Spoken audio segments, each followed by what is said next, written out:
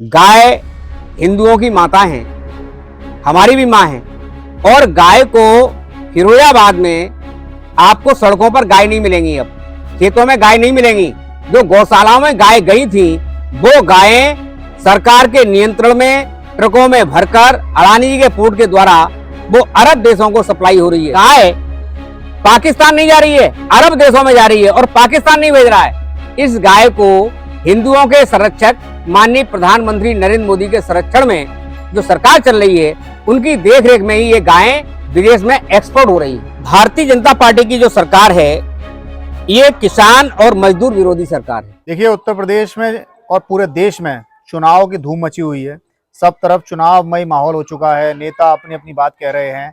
हम फिरोजाबाद निवासी हैं, यहाँ पर भी प्रत्याशी हैं कई सारे, लेकिन कोई भी प्रत्याशी स्पेसिफिक रूप से शहर फिरोजाबाद की जो पहचान है उसके बारे में बात ही नहीं कर रहा है। शहर फिरोजाबाद की पहचान, जिसको हम सुहाग नगरी भी कहते हैं, और सुहाग नगरी कहने के पीछे कारण भी यही है कि चूड़ी का काम यहाँ पर प्रचलित है, जो कि धीरे धीरे लुप्त होता जा रहा है। तमाम ऐसे लोग हैं जो चूड़ी जुड़ाई से जुड़े हुए लोग हैं, चूड़ी मजदूर से जुड़े हुए लोग हैं। मेरे साथ इस वक्त मौजूद हैं रामदास मानव, जो विधानसभा का चुनाव लड़े थे। उससे पहले भी उनकी अपनी पहचान थी, आज भी है। सामाजिक कार्यकर्ता हैं, मजदूरों के हक में बात करते हैं। देश विदेश के तमाम जो मुद्दे हैं, इन्वायरमेंट हो, तमाम चीज़ें उनके ऊपर बात रखते हैं, अपने अनशन के लिए प्रचलित हैं। लेकिन इन दिनों चुनाव में क्या चल रहा है वो इनसे हम बात करना चाह रहे थे। काफ़ी दिनों से हमने कोशिश की, आज वक्त निकाला है। तो मानव जी, सबसे पहले बहुत बहुत स्वागत है आपका। देखिए, चुनावमय माहौल है, अब 2 दिन बाद वोट डालने हैं हमें। शहर फिरोजाबाद में, उत्तर प्रदेश में, देश में, पूरे देश का चुनाव है। क्या लग रहा है कि जो नेता हैं वो मजदूरों के हित की कोई बात कर रहा है या नहीं, या घोषणा पत्रों में इस तरीके का कोई भी जिक्र आपने देखा कहीं पर भी? भारतीय जनता पार्टी की सरकार ने पिछले 3 सालों के अंदर मजदूरों के हितों के लिए बनाए गए 47 कानूनों को समाप्त कर दिया है और उनकी जगह 3 संहिताओं ने ली है। उन संहिताओं में मजदूर को पूरी तरह से सेवा योजक और कारखानेदारों के अधीन और उनकी कृपा पर निर्भर बना दिया है। यानी यूनियन भी अगर लीडर बनाता है तो उसमें कारखानेदार की सहमति आवश्यक है। जब कारखानेदार की सहमति से कोई नेता पनपेगा, यूनियन बनेगी, तो वो निश्चित तौर पर श्रमिकों के हित की बात नहीं कर सकता। अब आपने भारतीय जनता पार्टी का बताया है। इंडिया गठबंधन जो चुनाव लड़ रहा है भारतीय जनता पार्टी के विरोध में, वहां पर इस तरीके की कोई घोषणाएं या कोई बातचीत की आने वाली सरकार आएगी तो हम मजदूरों के हित के लिए ये वाला काम करेंगे, या ऐसा कुछ? इंडिया गठबंधन ने अभी तक की जो उनका न्याय पत्र है, उस न्याय पत्र में और उनकी पॉलिसी के अनुसार श्रमिकों के हित के लिए काम करने की स्थिति है। हालांकि 1992 में WTO गेट समझौता PV नरसिम्हा राव की सरकार ने जो किया और श्रम सुधारों के नाम पर तमाम श्रमिकों के अधिकारों का हनन किया गया। जब तक राहुल गांधी रहे, इंदिरा गांधी रही, तो मजदूरों के हितों पर किसी प्रकार का कुठाराघात नहीं हुआ। आज उनके ही पौत्र इस समय चुनाव मैदान में हैं और वो इंडिया गठबंधन को लीड कर रहे हैं, राहुल गांधी जी। वो निश्चित तौर पर उन्होंने भारत के पूरब से पश्चिम तक और दक्षिण से उत्तर तक की यात्रा की है और इस यात्रा के दौरान उन्होंने गरीबों का, मजदूरों का, कमजोरों का जो दर्द जानने का काम किया है, ये उनके लिए, और उस दर्द के महसूस करते हुए वो निश्चित तौर पर मजदूरों के हित की बात रखेंगे। तो लग रहा है आने वाली सरकार अगर इंडिया गठबंधन की बनती है तो काफी हितकारी सरकार रहेगी। क्या लग रहा है? अब शहर फिरोजाबाद की, हमारे सुहाग नगरी की बात कर लेते हैं। सुहाग नगरी में आपके प्रमुख, वैसे तो कई प्रत्याशी हैं, प्रमुख 3 प्रत्याशी हैं यहाँ पर। समाजवादी पार्टी से अक्षय यादव हैं, विश्वदीप सिंह हैं भारतीय जनता पार्टी से, और चौधरी बशीर हैं बहुजन समाज पार्टी से। क्या लग रहा है आपको, शहर फिरोजाबाद का समीकरण किस तरफ जा रहा है? जनता का रुझान किस तरफ है? सुहाग नगरी इस बार किसको चुनने जा रही है? सुहाग नगरी फिरोजाबाद में, फिरोजाबाद के जो मजदूर हैं, चूड़ी जुड़ाई करने वाले या कारखानों में काम करने वाले मजदूर, डबल इंजन की सरकार फिरोजाबाद के मजदूरों के हित के लिए इतनी फायदेमंद हुई कि कारखानों में काम करने वाले मजदूर को 8 घंटे के स्थान पर 11.5 घंटे काम करना पड़ रहा है। और दूसरा फायदा यह है कि उसको 3.5 घंटे का जो ओवर टाइम है वो बजाय ओवर टाइम देने के लिए मूल जो उसकी इनकम है जो तय होता है उसी में उसको 12 घंटे 11.5 घंटे काम करने के लिए मजबूर है। दूसरी, 6 मई 2021 को फिरोजाबाद के चूड़ी जुड़ाई मजदूरों के हितों के लिए फिरोजाबाद के सदर विधायक माननीय मनीष सिसोदिया ने डींगे मारते हुए कि हमने विधानसभा में ये क्वेश्चन किया और उस पर सरकार ने जुड़ाई मजदूरों के लिए शासनादेश हम लेकर आए, लेकिन बड़े अफसोस का विषय है कि आज 2.5 वर्ष के बाद भी, मतलब कल 3 वर्ष हो जाएंगे 6 मई को, और 3 वर्ष के दौरान भी फिरोजाबाद के मजदूरों के हित के लिए जारी किया गया शासनादेश का इंप्लीमेंटेशन नहीं हुआ। सरकार जिसकी है जिम्मेदारी उसी की होती है पालन कराने की, बाहर की नहीं होती है।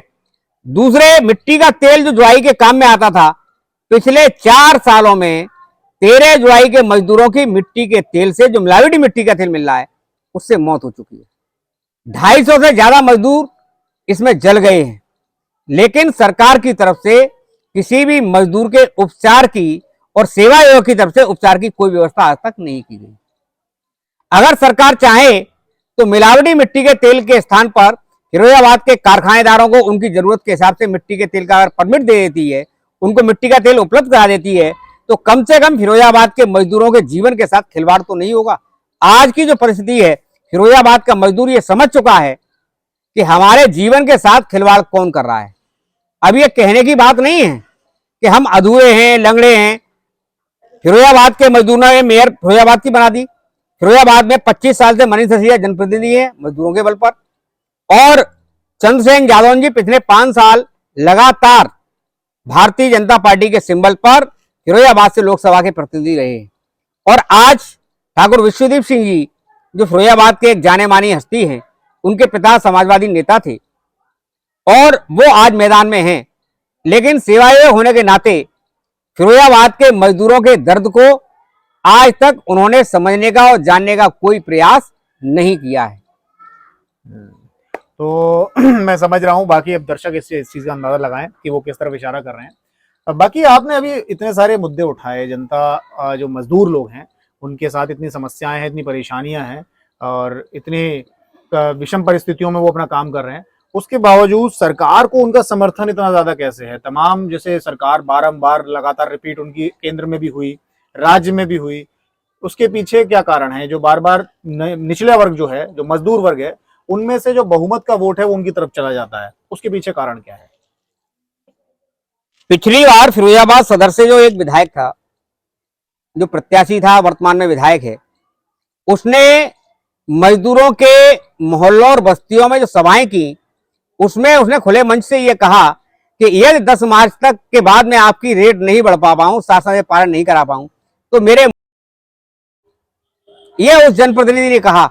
लेकिन 2.5 साल व्यतीत होने के बाद भी फिरोजाबाद के मजदूर को जब शासनादेश का पालन होता हुआ नहीं दिखा, तो मजदूर की इतनी हिम्मत नहीं है कि वो उनके सामने लड़े या उनका कुछ बिगाड़ सके। उसने उस समय उनके कहने में वोट दे दिया था, लेकिन आज फिरोजाबाद के मजदूर की जो स्थिति है, ये आपको लोकसभा चुनाव के परिणाम के दौरान देखने को मिल जाएगी कि फिरोजाबाद का मजदूर क्या चाहता है। तो सरकार केंद्र में किसकी बनती दिखाई दे रही है? अभी तक के जो 2 चरण हैं, इन 2 चरणों की जो मीडिया चैनलों के माध्यम से समीक्षा की गई है, उस विश्लेषण के आधार पर अभी तक इंडिया गठबंधन को बढ़त हासिल है। बाकी क्या होगा, ये तीसरे और चौथे चरण के बाद स्थिति स्पष्ट हो जाएगी। 2 चरण की बात आप जो कर रहे हैं, 2 चरण के बाद तमाम उसी न्यूज मीडिया चैनल्स के माध्यम से ये चीज भी देखने को मिल रही है कि शायद कुछ डेंट लगा होगा, इसीलिए अब प्रधानमंत्री नरेंद्र मोदी जी ने अपना फेवरेट टॉपिक पाकिस्तान और जो मुसलमान जो जगह जिसका वो ट्रम्प कार्ड खेलते हैं, वो उन्होंने इस चुनाव में उसकी एंट्री करवा दी है। आपको नहीं लगता कि आने वाले जो 5 चरण हैं उसमें इसका कुछ इम्पैक्ट पड़ेगा? इस देश की जनता बहुत परेशान है। माननीय प्रधानमंत्री नरेंद्र मोदी के 10 साल के शासनकाल में गाय हिंदुओं की माता है, हमारी भी माँ है, और गाय को फिरोजाबाद में आपको सड़कों पर गाय नहीं मिलेंगी, अब खेतों में गाय नहीं मिलेंगी। जो गौशालाओं में गाय गई थी वो गायें सरकार के नियंत्रण में ट्रकों में भरकर अडानी जी के पोर्ट के द्वारा वो अरब देशों को सप्लाई हो रही है। हमारी तरफ प्रतिबंध किया जा रहा है कि आप गौमांस बिक्री पर किसान की आय होती, कुछ और दिक्कत होती, उसको रोका जा रहा है। और गाय पाकिस्तान नहीं जा रही है, अरब देशों में जा रही है और पाकिस्तान नहीं भेज रहा है। इस गाय को हिंदुओं के संरक्षक माननीय प्रधानमंत्री नरेंद्र मोदी के संरक्षण में जो सरकार चल रही है, उनकी देखरेख में ही ये गायें विदेश में एक्सपोर्ट हो रही है। तो इस तरह, लेकिन ये भ्रमित करने वाली जो राजनीति है जिस तरह से चल रहा है, कि आपने जो बताया वो एक फैक्ट हो सकता है, हम उसके गहराई में नहीं जा रहे हैं, लेकिन लोगों तक ये बात क्यों नहीं पहुंच पा रही है? कारण क्या है? देखिए, भारतीय जनता पार्टी की जो सरकार है, ये किसान और मजदूर विरोधी सरकार है। इस सरकार ने जो गाय है, बैल है, जो कृषि का एक पार्ट है, हर घर में गाय पालने की हमारे देश की एक संस्कृति और परंपरा रही है। ऐसा कोई घर नहीं है जिसमें छोटा या बड़ा पशु जो दुधारू पशु है किसी गांव में नहीं पाला जाता हो, हर घर में है।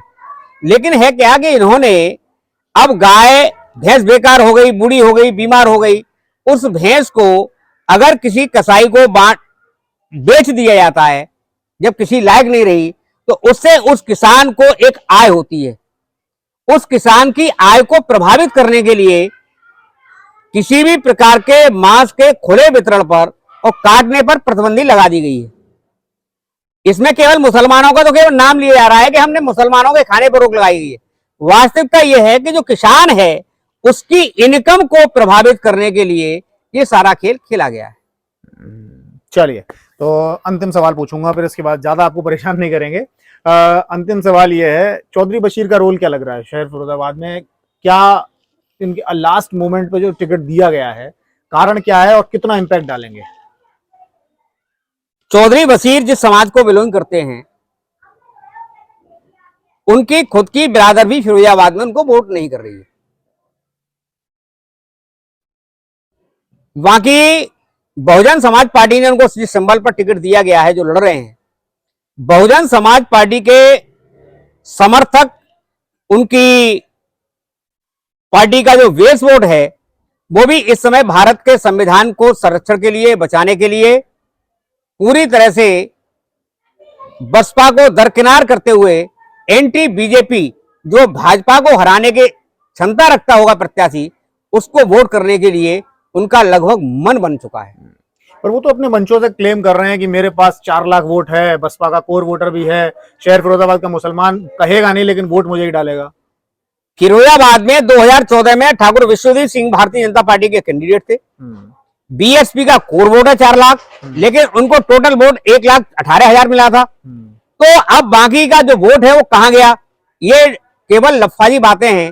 4 लाख वोट अच्छे यादव को, 4,67,000 वोट तो अच्छे यादव को मिला था पिछले चुनाव में 2019 में, और उसमें भी ये शिवपाल सिंह के 94-95,000 जो वोट हैं, ये उनको इनक्लूड कर दिया है। तो भारतीय जनता पार्टी का जीत का जो अंतर था, उस अंतर में भी आप महसूस करेंगे कि भारतीय जनता पार्टी कहीं टिक नहीं रही है। आज की हालत जो मैं देख रहा हूं, ये चुनाव सरकार की नीतियों के विरुद्ध है। फिरोजाबाद का जो जनमानस है, चाहे वो किसी भी वर्ग का है, मैं किसी एक वर्ग की बात नहीं करूंगा, जो अमन पसंद लोग हैं, जो भाईचारा, यहां वो सारे के सारे लोग भारतीय जनता पार्टी के विरोध में वोट करने के लिए उत्सुक हैं। दूसरी स्थिति में आपको बता दूं कि यहां जो भारतीय जनता पार्टी है, इस भारतीय जनता पार्टी की कार्यशैली से तमाम लोग, इनके कार्यकर्ताओं में भी वो उत्साह नहीं है अभी तक जो चुनावों में पहले देखा जाता है। आप कह रहे हैं शहर फिरोजाबाद में स्थिति गंभीर है। चलिए, तो देखिए, ये थी बातचीत हमारी रामदास मानव जी के साथ, और देखिए इस बातचीत से आप कितने सहमत हैं, कितने असहमत हैं, बताइएगा कमेंट सेक्शन में, अपनी बात रखिएगा। हम फिर मिलेंगे, फिर सवाल जवाब करेंगे। परसों का मतदान है, 7 तारीख को वोट है, वोट जरूर डालिएगा। किसी भी पार्टी को चुने, लेकिन वोट जरूर डालें, ज्यादा से ज्यादा मतदान करें। ये हम कहते हैं, तमाम लोग अपील करते हैं, लेकिन वो मतदान का प्रतिशत वही 50 से 60% आता है। ये बड़ी दुख की बात है। आप कम मतदान करेंगे तो ऐसे में खराब प्रत्याशी जीतने के चांस ज्यादा बनेंगे। तो आप कोशिश करिए, वोट जरूर डालिए अपना। ये मत सोचिए कि वो नहीं जा रहा तो मैं क्यों जाऊं। आप जाइए, आपके एक एक वोट जरूरी है। एक वोट से भी हार और जीत तय होती है। चलिए, बाकी जितने भी लोग देख रहे हैं वीडियो ज़्यादा से ज़्यादा शेयर करें। सभी जुड़ने वालों का बहुत शुक्रिया, धन्यवाद।